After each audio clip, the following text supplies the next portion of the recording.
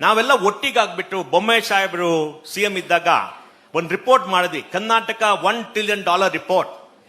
ನಾವು ಮುಂದೆ ಹೆಂಗ್ ಬರಬೇಕು, ಆರ್ಥಿಕ ಸ್ಥಿತಿ ಏನ್ ಮಾಡಬೇಕು, ನಾವೆಲ್ಲ ಒಟ್ಟಿಗೆ ಒಂದು ರಿಪೋರ್ಟ್ ಮಾಡಿ ಕೊಟ್ವಿ. ರಿಪೋರ್ಟ್ ಮಾಡಿ ಬೊಮ್ಮಾಯಿ ಅವ್ರು ಕೊಟ್ಟಾಗ ಅವ್ರು ಹೇಳಿದ್ರು, ಇವಾಗ ಹೇಳಪ್ಪ ಏನ್ ಮಾಡಬೇಕು ಅಂತ. ನಮ್ಮ ಬೊಮ್ಮಾಯಿ ಸಾಹೇಬ್ರಿಗೆ ಹೇಳಿದ್ವಿ, ನೋಡಿ ಒಂದು ಕಮಿಟಿ ಮಾಡೋಣ, ಅಡಿಷನಲ್ ಚೀಫ್ ಸೆಕ್ರೆಟರಿ ಜೊತೆ ಪ್ರೈವೇಟ್ ಸೆಕ್ರೆಟರಿ ಒಂದು ಸ್ಟ್ರಾಟಜಿ ಮ್ಯಾಪ್ ಮಾಡೋಣ. ಸ್ಟ್ರಾಟಜಿ ಮ್ಯಾಪ್ ಮಾಡಿಬಿಟ್ಟು ಮೆಕಿನ್ಸಿ ಕಡಿದ್ಬಿಟ್ಟು ನಾವೊಂದು ದೊಡ್ಡ ರಿಪೋರ್ಟ್ ಮಾಡಿದ್ವಿ, ಯಾವ ಸೆಕ್ಟರ್ ಏನ್ ಮಾಡ್ಬೇಕು ಅಂತ ಮಾಡ್ಬಿಟ್ಟು ಕೊಟ್ರಿ ಅವ್ರಿಗೆ. ಅದು ಇವರು ಬಹಳ ತಪ್ಪು ಮಾಡಿದ್ರು, ಸೋತೋಗ್ಬಿಟ್ರು ಎಲೆಕ್ಷನ್.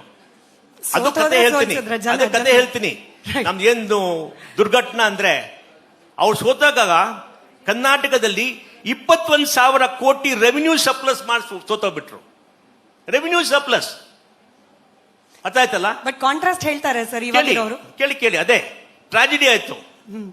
ಅವ್ರೇನಾದ್ರೂ ಕಂಟಿನ್ಯೂ ಮಾಡಿದ್ರೆ ಇದ್ರೆ $1 trillion ರೂಪಾಯಿ ಮುಂದೆ ಹೋಗ್ತಾನೆ. ಆತ ಬಹಳ ಒಚ್ಚಿಗಾತ. ಇವಾಗ ಅವ್ರು ಬಿಟ್ಟಿದ್ದು 22-23 ಅಲ್ಲಿ 4,500 ಕೋಟಿ ರೆವಿನ್ಯೂ ಡೆಫಿಸಿಟ್. 24-25 ಅಲ್ಲಿ 19,000 ಕೋಟಿ ರೆವಿನ್ಯೂ ಡೆಫಿಸಿಟ್. ಈ ವರ್ಷ 23 19,000 ರೆವಿನ್ಯೂ ಡೆಫಿಸಿಟ್ ಮಾಡ್ತಾ ಇದ್ದಾರೆ.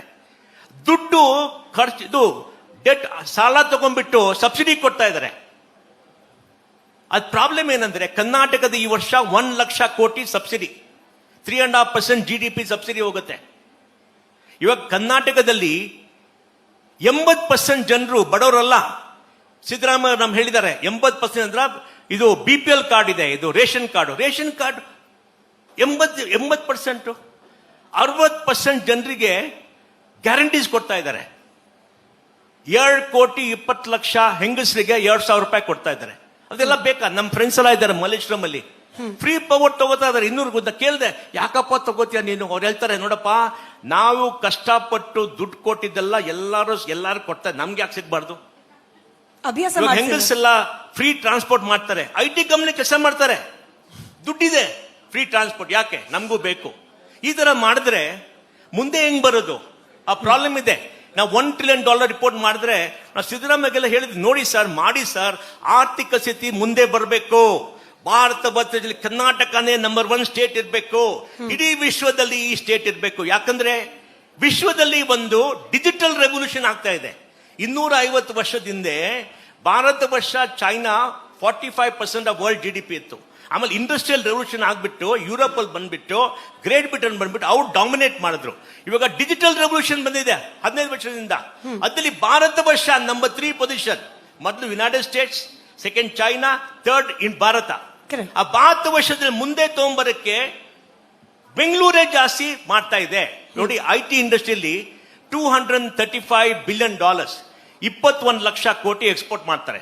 60 ಲಕ್ಷ ಜನ ಕೆಲಸ ಮಾಡ್ತಾರೆ. 60 ಲಕ್ಷ ಜನ ಅಲ್ಲಿ ಕೆಲಸ ಮಾಡ್ತಾರೆ. 38% ಬೆಂಗಳೂರಿಂದ ಹೋಗ್ತಾ ಇದೆ, ಸರಿ, ನಮ್ ಸಿಟಿನೇ ಹೋಗ್ತಾ ಇದೆ. ಅದಕ್ಕೆ ನಾನು ಹೇಳ್ತೀನಿ ಕೇಳಿ, ಅದಕ್ಕೆ ನಾನು ಬೆಂಗಳೂರು ನೋಡಿದ್ರೆ ನನ್ನ ಕಣ್ಣಿಗೆ ನೀರ್ ಬರುತ್ತೆ. ನಾವೆಲ್ಲ ಇಷ್ಟು ಕಷ್ಟಪಟ್ಟು 25 ವರ್ಷ 30 ಕಷ್ಟಪಟ್ಟು ಎಲ್ಲರ ಮುಂದೆ ಬಂದ್ಬಿಟ್ಟು ಇಲ್ಲಿ ಹೇಳ್ತೀನಿ ಪ್ರಶ್ನೆ ಕಣ್ಣೀರು ಮೋಹನ್ ದಾಸ್ ಪೈ ಮಾತ್ರ ಯಾಕೆ ಬರಬೇಕು? ಏನು ಜನತೆಯ ಭಯ ಇದೆ. ಭಾರತ ವರ್ಷ ನಾವೆಲ್ಲ ಭಯದಿಂದ ಜೀವನ ಮಾಡ್ತೀವಿ. ಯಾಕೆ ಭಯ?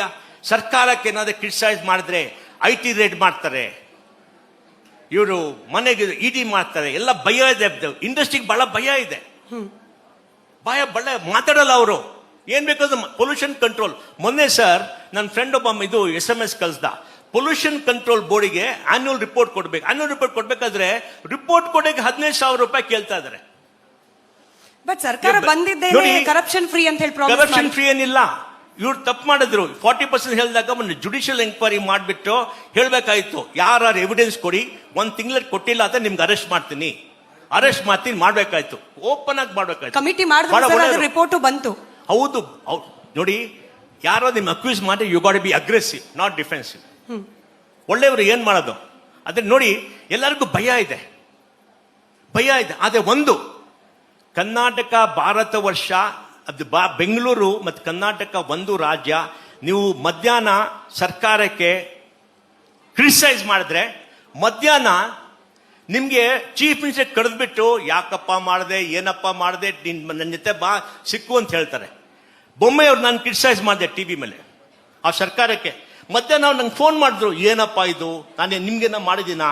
ಇಲ್ಲ ಸರ್, ನೀವು ಮಾಡಿಲ್ಲ, ಬೇರೆಯವರೆಲ್ಲ ಮಾಡ್ತಾ ಇದ್ದಾರೆ, ಇದು ಸರಿ ಮಾಡ್ಬೇಕಂತ ಹೇಳಿದೆ. ಫೋನ್ ಮಾಡಿದ್ರು, ನಾನು ಎದುರಪ್ಪ ಕ್ರಿಟಿಸೈಸ್ ಮಾಡಿದೆ.